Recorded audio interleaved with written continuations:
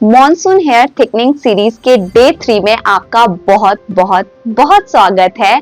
तो डे 1 में हमने समझा कि किन किन कारणों की वजह से हमें हेयर थिनिंग होता है, क्या क्या चीजें हमें अवॉइड करनी है, क्या क्या चीजें अपनी डाइट में ऐड करनी है, किस तरह से हम घर बैठे अब पता कर सकते हैं कि हमें हेयर थिनिंग हो रहा है या नहीं हो रहा। डे 2 में हमने फिक्स किया जिनको जेनेटिकली प्रॉब्लम था हेयर थिनिंग का, या जिनके जीन्स में ऑलरेडी था, क्रॉनिक स्ट्रेस की वजह से जिनको हेयर थिनिंग था, हार्मोनल इम्बैलेंस, पीसीओडी और पोस्ट प्रेगनेंसी जिनको हेयर थिनिंग का प्रॉब्लम हुआ। आज है डे 3 और आज हम बहुत ही बेसिक सा कॉमन सा प्रॉब्लम लेंगे जो कि है एनवायरमेंटल इश्यूज या फिर केराटिन स्मूथनिंग, बहुत ज्यादा केमिकल यूज करने के बाद जो हमें हेयर थिनिंग हो जाता है उसे कैसे फिक्स करना है। So without wasting any time let's start the video. और अगर चैनल को सब्सक्राइब नहीं किया है तो फटाफट से सब्सक्राइब कर दीजिए, क्योंकि आज के इस वीडियो में एक रेसिपी आपके साथ शेयर करूंगी और एक हेयर मास्क आपके साथ शेयर करूंगी। अगर आप अपने डेली रूटीन में इसे ऐड कर लेते हैं तो आपका हेयर गेम बिल्कुल चेंज होने वाला है, ट्रस्ट मी ऑन दिस।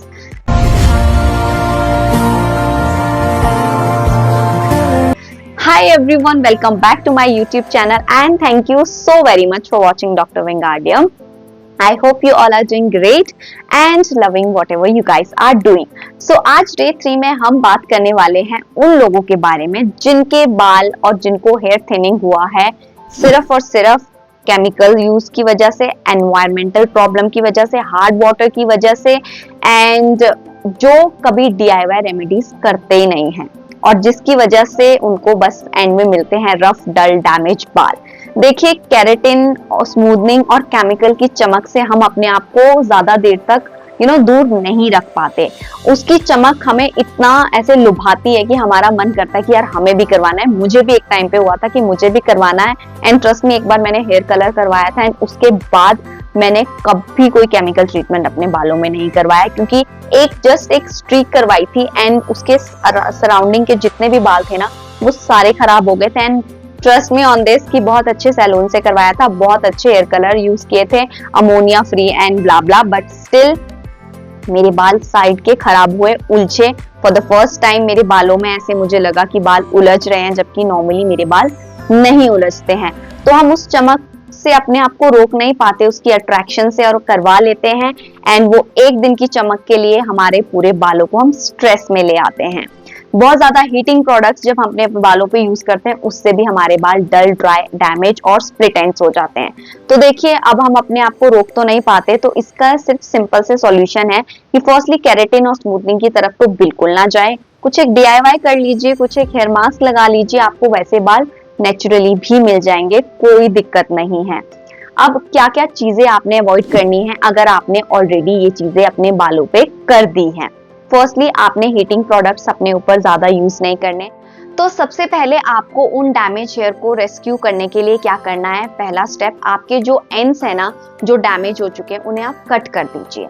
अब ये नहीं सोचना है कि बाल तो ऊपर तक खराब है, नहीं, बस आपको एंड्स कट करने हैं एंड उसके बाद आपको करना है अपने बालों पे हिना का एप्लीकेशन।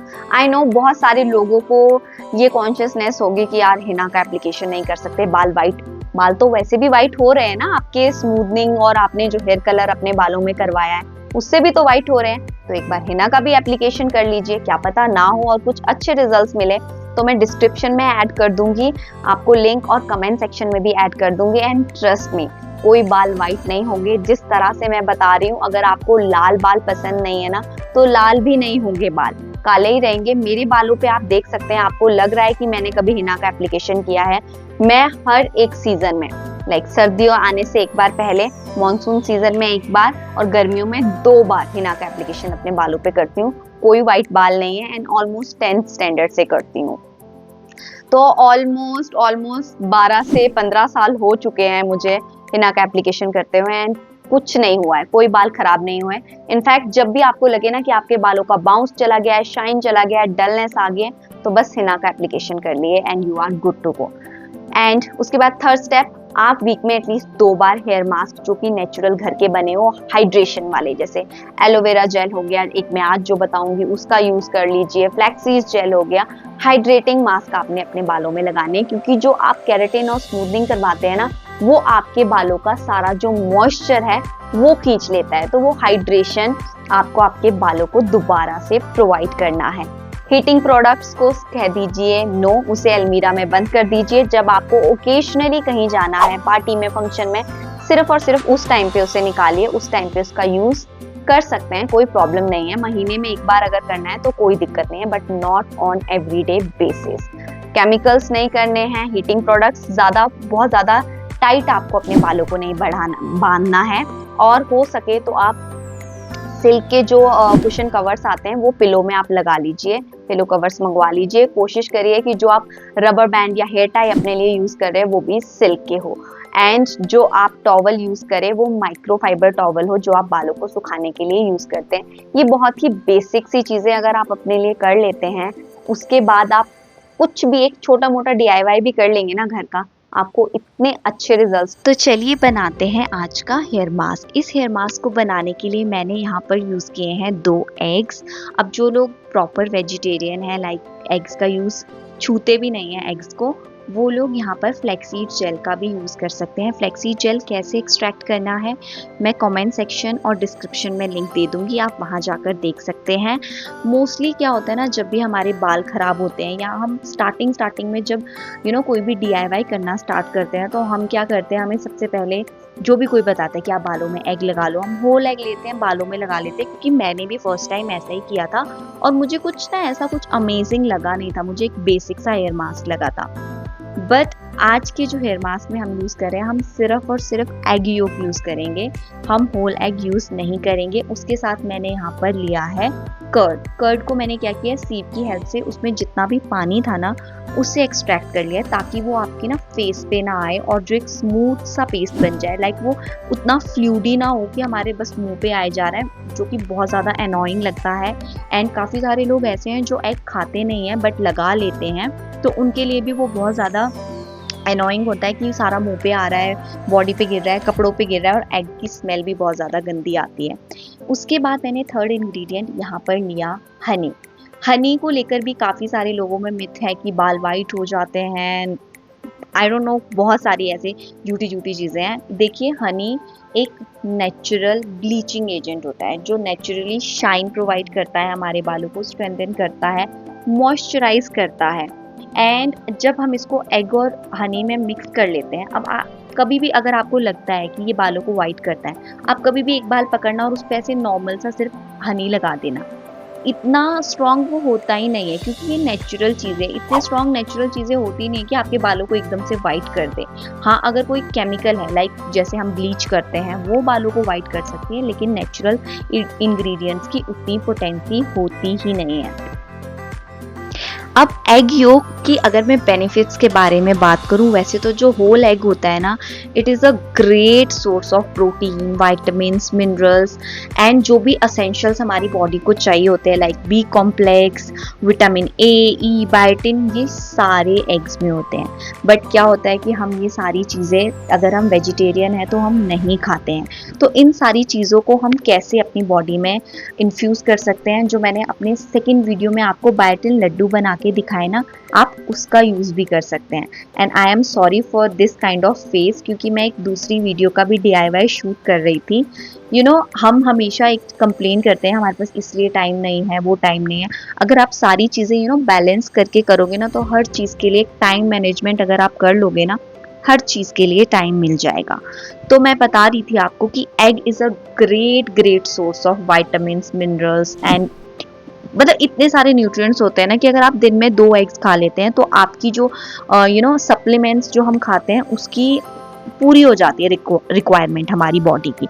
बट जो वेजिटेरियन लोग हैं वो नहीं खा पाते, तो वो अपने डेली रूटीन में वो लाइक जो सीड्स वाला मैंने एक आपको बताया ना डे 2 में, आप वो भी चेक कर सकते हैं, वो अपने लिए बना सकते हैं और डेली उसके 2 spoon in the morning and 2 spoon in the evening अपने लिए ले सकते हैं। तो आपके अगर विटामिन डेफिशिएंसी की वजह से हेयर फॉल हो रहा होगा या आपके बाल डल एंड डैमेज हो गए, ट्रस्ट में आप 1 मंथ उसको खाकर देखिए, you will see the result. अब देखिए, ये नेचुरल चीज़ें थोड़ा सा टाइम लेती है, और जो सप्लीमेंट्स होते हैं वो एकदम जल्दी से इफेक्ट करते हैं। लाइक 5 to 10 डेज में सप्लीमेंट्स आप लेते हैं तो आपका हेयर फॉल रुक जाता है लेना, बट हमारी बॉडी उसको यूज टू ना हो, क्योंकि जब भी हम सप्लीमेंट्स लेते हैं तो हमें ऑलमोस्ट 1 मंथ तक लेना होता है।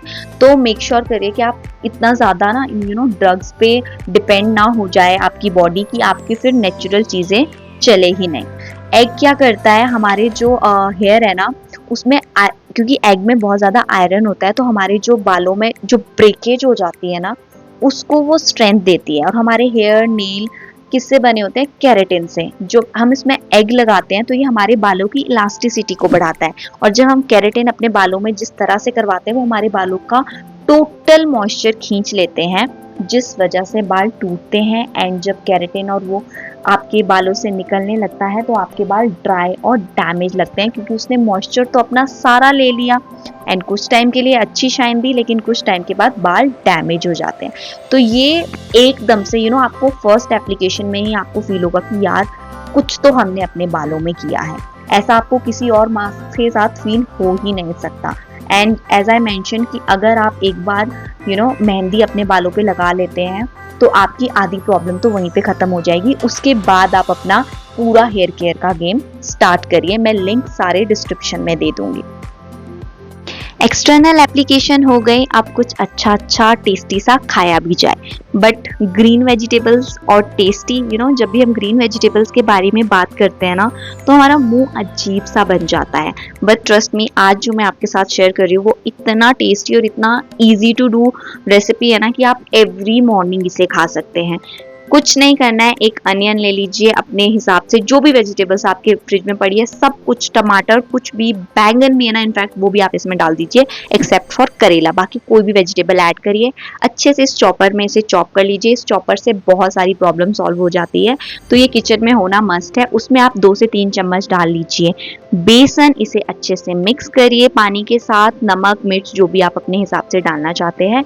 फिर लेना है आपको एक नॉन स्टिक तवा, हल्का सा उसमें ऑयल या घी जिसके लिए भी कंफर्टेबल है लगाइए, इसे डालिए और बिल्कुल लोएस्ट फ्लेम पे चले जाइए। ये बेसन चीला है, आई नो कि आप वैसे काफ़ी सारे लोगों ने खाया होगा ऑलरेडी, बट ट्रस्ट मी ये लो इन कैलोरीज होता है, हाई इन प्रोटीन्स होता है, फाइबर रिच होता है, तो ये आपकी बॉडी को एनर्जाइज रखता है और आपकी बॉडी का प्रोटीन इंटेक भी पूरा हो जाता है। बट आपने अगर इससे पहले नहीं खाया है तो एकदम से आपने एवरीडे इसे नहीं खाना है, एक दिन छोड़कर आप इसे खाइए, क्योंकि ज़्यादा इंटेक किसी भी चीज़ का अच्छा नहीं होता और सडन। अब कुछ एक और वेजिटेबल्स मेरे पास बच का भी मैं यूज़ करूँगी अलग रेसिपी बनाने के लिए, जिसमें आपने क्या करना है, आपके पास कोई भी पुराना एक दिन पुराना या शाम का पड़ा हुआ चपाती हो, आपको उसे घी लगाना है अपने नॉनस्टिक पैन पे। उसमें आपका जो मसाला था ना उसमें थोड़ा सा आप टोमेटो जूस डाल दीजिए, सोया सॉस अगर आपको डालना है, जो भी मतलब आपको पसंद है वो डालिए, नमक मिर्च, एंड इसको अच्छे से एक टाको टाइप बना लेना है। एंड ट्रस्ट मी ये इतना डिलिशियस होता है ना, तो इवनिंग स्नैक्स या मॉर्निंग टाइम में भी आप इसे चाय के साथ खा सकते हैं, कोई दिक्कत नहीं है। और ये हेल्दी है, कोई भी अनहेल्दी चीज़ नहीं है। सो चलिए, काफी कुछ आपको मैंने समझा दिया। आई होप आप सफिशिएंट समझ चुके होंगे अभी तक। अभी मैं आपके साथ एक DIY मास्क शेयर कर रही हूँ एंड साथ में एक रेसिपी शेयर कर रही हूँ जो कि आप अपने एवरीडे बेसिस पे खाएंगे। डे 1 और डे 2 में भी आपके साथ कुछ एक रेसिपीज शेयर की हैं, वो भी आप अपनी डाइट में ऐड करिए। किस तरह से आपको खाना है वो मैंने डे 2 में समझाया है, वहां जाकर आप देख लीजिएगा। अगर आपको तीनों दिन की रेसिपीज अपने लिए बनानी है तभी, अगर आप आज वाली से ही सफिशिएंट इनफ है मतलब आपके लिए, तो वो डे 1 डे 2 का आप स्किप कर सकते हैं, कोई प्रॉब्लम नहीं है। बट अगर आपको और अच्छे रिजल्ट्स चाहिए तो आप उन्हें भी ऐड करिए। कैसे खाना है, कैसे लेना है, किस तरह से एडजस्ट करना है पूरे वीक में, वो मैंने डे 2 में अच्छे से समझा दिया है। सो चलिए देखते हैं आज का ये DIY। So that's it for today's video. I hope you liked it. If yes, then do not forget to like, share and subscribe to my channel. So this whole series was requested by someone. तो I hope आपको ये अच्छा लगा होगा या आपको ये helpful रहा होगा। अगर कोई भी प्रॉब्लम या कोई भी क्वेश्चन है तो you can also tell me in the comment section. I will try उसके बारे में आपको अच्छे से एक्सप्लेन करने के लिए। मैंने ज्यादा ना इस सीरीज को लंबा लंबा नहीं खींचा, मैंने पॉइंट टू पॉइंट चीजें रखी, क्योंकि कुछ एक medical terms I don't think कि आप लोगों को उतने अच्छे से समझ आ पाती होंगी, तो मैं कोशिश करती हूँ कि उनको थोड़ा सा ना सिंपल वे में आपको समझा सकूं। तो आई होप कि मैं आपको समझा पाई हूँ। If yes, then do not forget to like, share and subscribe to my channel. See you in my next video. Till then, stay safe, stay healthy. Bye bye.